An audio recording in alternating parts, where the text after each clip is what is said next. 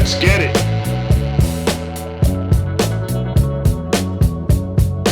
All right, guys, I am back. A little under the weather. Had to deal with some stuff. Everybody was focused on that 1-9 like Kody. Oh, the COVID, we got to be careful of the COVID. Everybody forgot about the flu. I didn't. It came back and reminded me, kicked my behind up between my shoulder blades.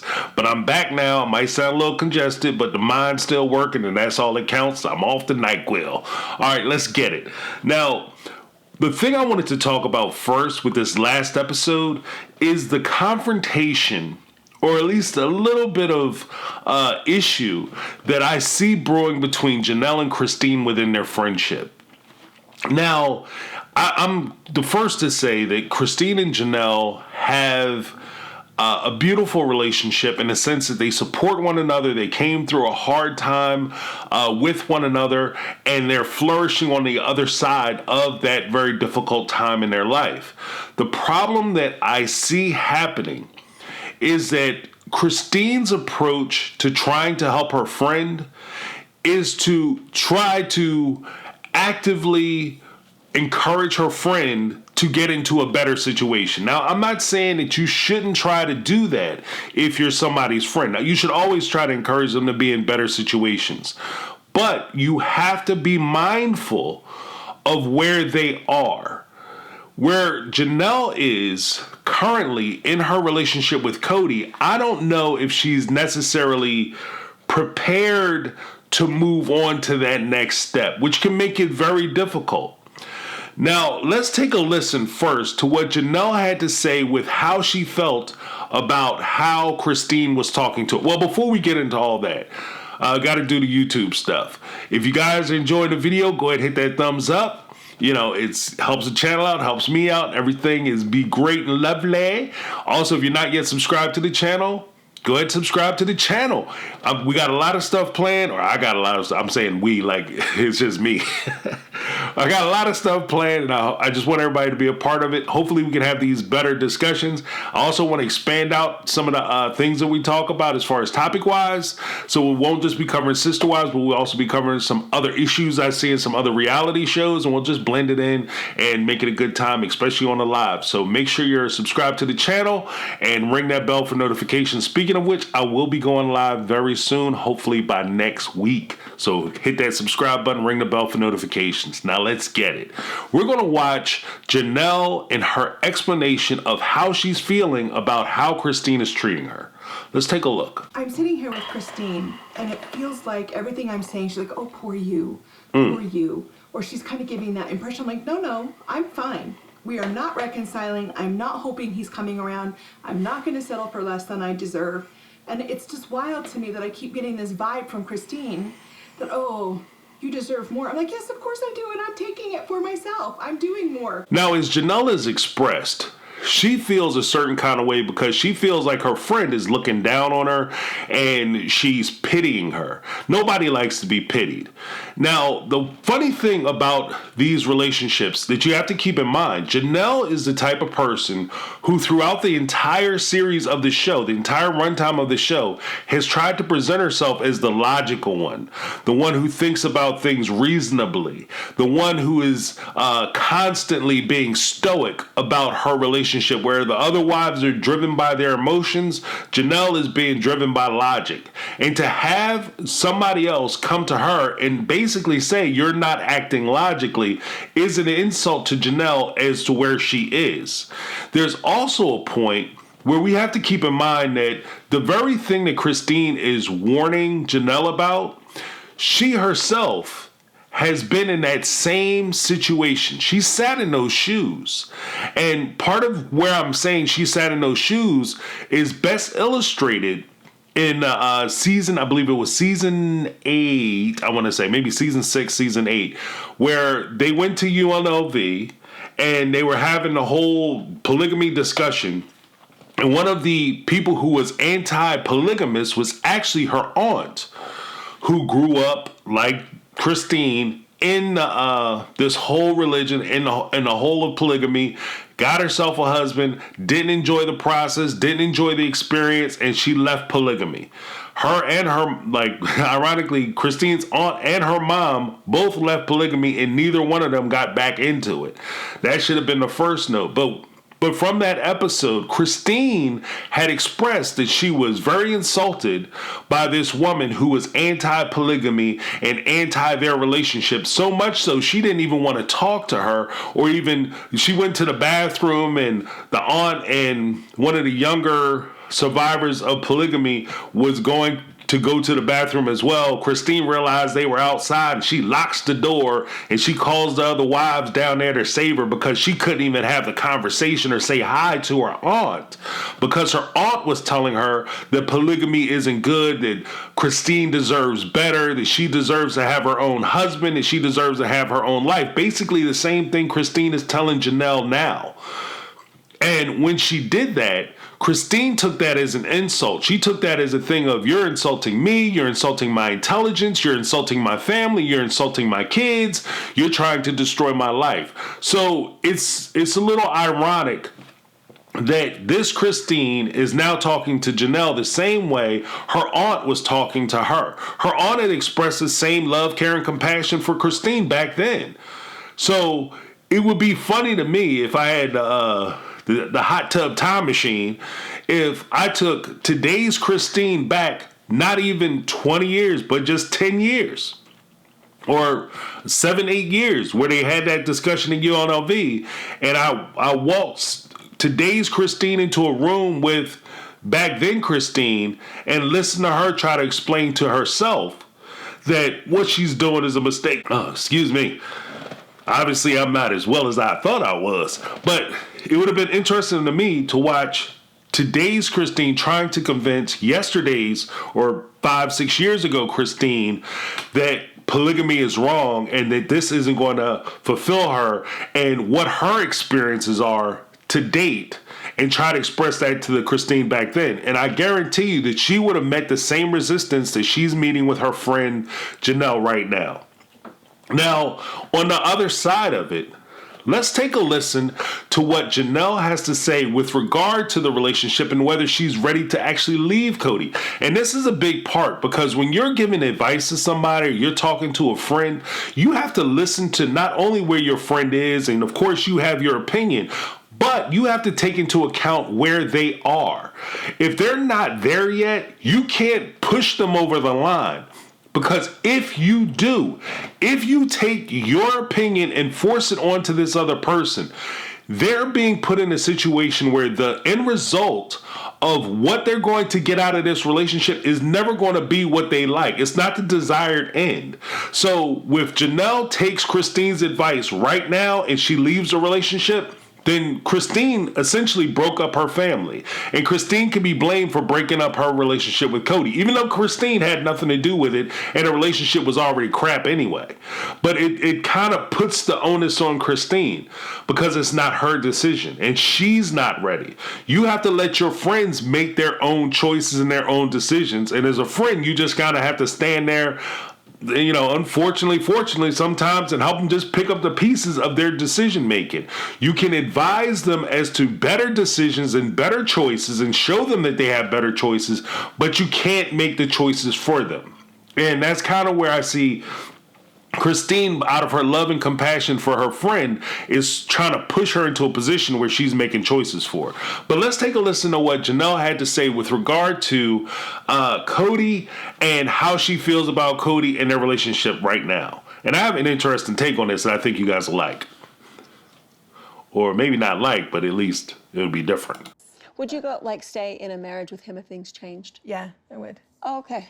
If he could really, like, fully engage with me as a marriage partner again. Okay. Like, we've been friends with benefits for years, and I think I was ready. I'm ready now for something a little bit more. If he were to give me what I needed in a relationship, I would stay. He's not going to stop being Robin's husband. No truer words have ever been spoken. He's not going to stop being Robin's husband. I've taken a position for a long time that the OG3, even though they predate Robin and their relationship, Kody and Robin's relationship, the truth of the matter is that, one, the OG3 were basically placeholders. The reason why the relationship between the three wives and Kody worked is because there was more of an even playing field. Because even if he did have a favorite from time to time between the three of them, at the end of the day, he was settling for all of them. And this is one of the dangers when you get involved with people who you settle for, or you allow people to settle for you.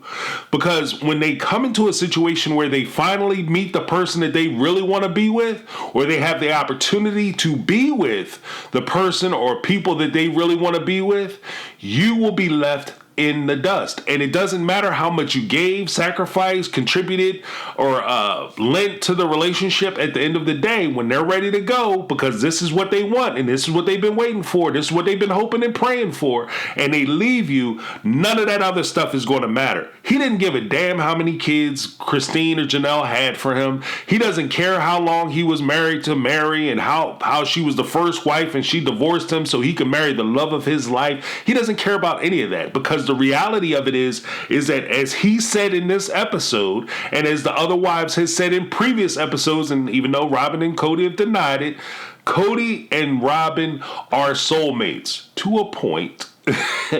Robin is Kody's soulmate. She's what he's always wanted and what he always saw himself with. So the other wives, it doesn't matter what they do.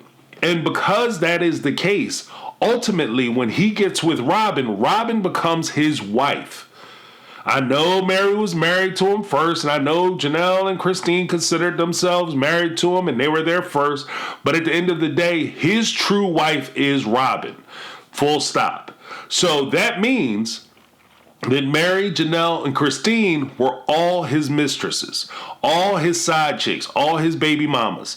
That's all they were. So when you look at it from that perspective, you see the idea of the settling part. You see the idea of the relationship dynamic where no matter what happens, Janelle is going to be in a situation where she is always going to be second fiddle to Robin. She's not going to be on Robin's equal plane no matter what she does, because, it pains me to a degree to say this, but Janelle is the side chick.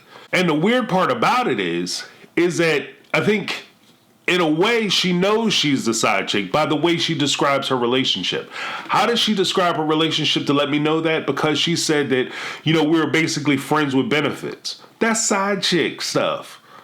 Sorry, that's what side chicks are. They friends with benefits. And what she's trying to do is, if you're a married person and your side piece wants to renegotiate your relationship, what are we renegotiating? What are you talking about? You want me to come by at 1:30 instead of 2:30? Like, what are we talking about? Do you want me to call before I come through, or do you want me to pick you something up? I mean, that's what the negotiation. And there's not going to be, will you consider me the same as your wife, or will you consider me the same as your husband? No, because you're not my wife and you're not my husband. And you know what I mean? So those relationships are different. Now, when we listen to that, let's take a listen to what Kody had to say. And this just kind of reinforces what I just said with regard to the whole side chick or the whole affair or mistress aspect of their relationship. I don't understand why Janelle can't be married with me. Because she was married to me when I was married to Mary, and she was married to me when I was married to Christine. And she was married to me while I was married to Robin. Why not now? And this is the point. At the end of the day, when you grow accustomed to a certain thing and you like the way things are, there's no driver for you to want to change the dynamic of that relationship. And this is where I would say an issue, a warning to all the dudes who like to be the stunt D, or the ladies who like to be the side piece, or whatever the case may be. It's a losing proposition for this very reason, because at the end of the day, even though you change, you evolve, you grow, you want something more out of the relationship, the person you're in a relationship with doesn't want to give you more. There's no incentive for them to give you more. And where they sit, they don't understand what's wrong with the way the relationship works. Because when you look at the relationship as it lies now, Kody is winning in this relationship. He gets all the benefit of being able to go over and slide up under Janelle and hang out with her. He gets the benefit of being married to Robin and being a full functioning husband and father over there. And then when he wants a little distraction, he goes over to Janelle's house, gets a little strange, and then he goes back to his family. That's what the relationship is. Now, the weird part about it is that Christine understands that now, and she's looking at it now, and she's pushing her friend to want something and get something different. Her friend isn't there yet. And that brings up a different point that I had thought of while I was thinking about this episode. Janelle, and this is no slight on her, but there are certain women who take the position that they want to be easy. They want to be friendly. I think like a dude. I think more like a man. I'm friends with a lot of guys. Or my approach to sex and sexuality is like a guy. I don't really get tied up into the emotions of it, and I'm okay with it. And that is a possibility. And there's nothing wrong with it. Everybody is everybody. You got to accept people for who they are. I will say this, though, is that you have to be careful between distinguishing whether this is who you are.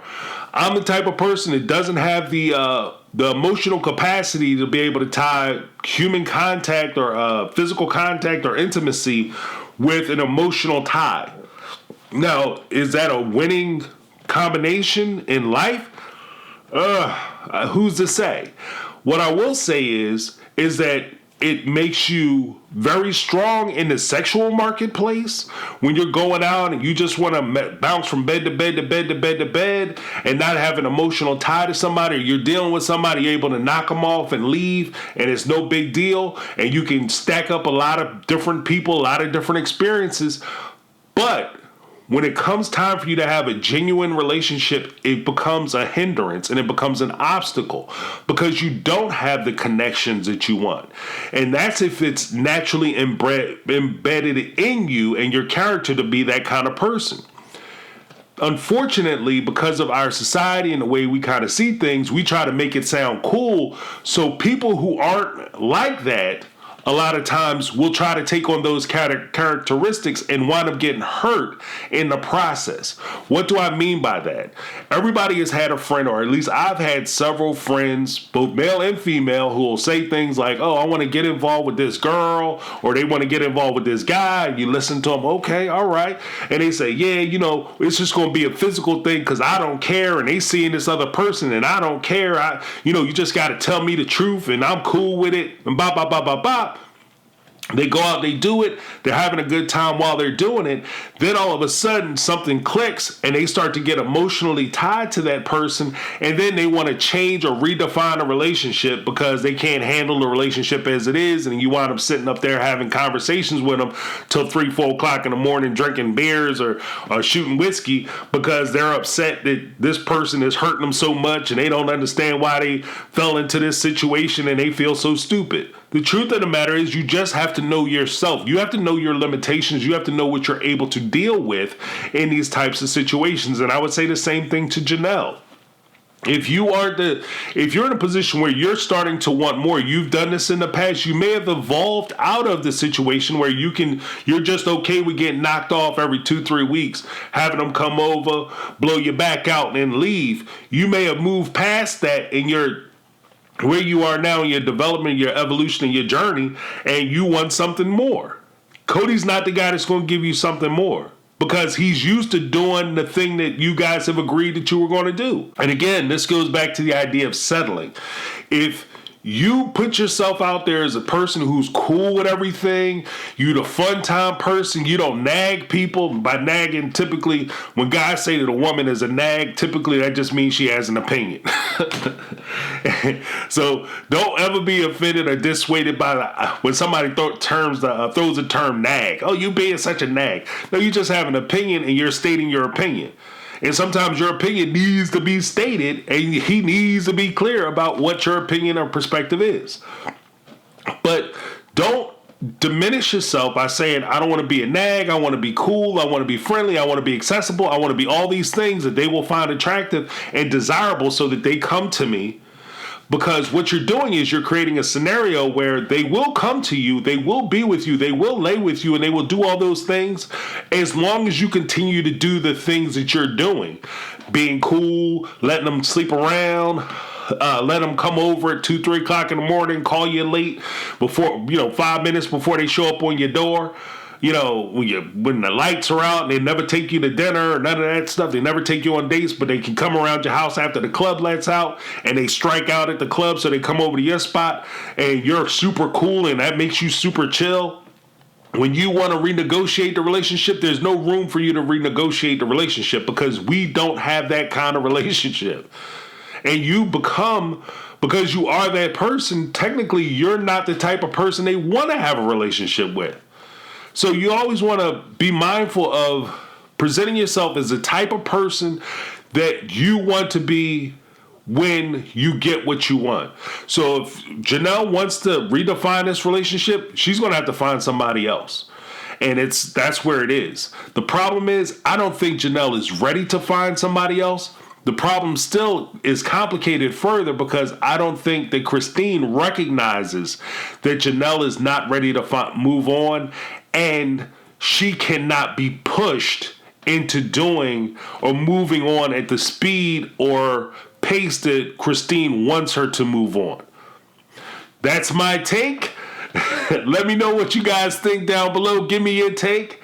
I'm James. This has been My Take on Reality, and I'm out. 'Cause I've been living life.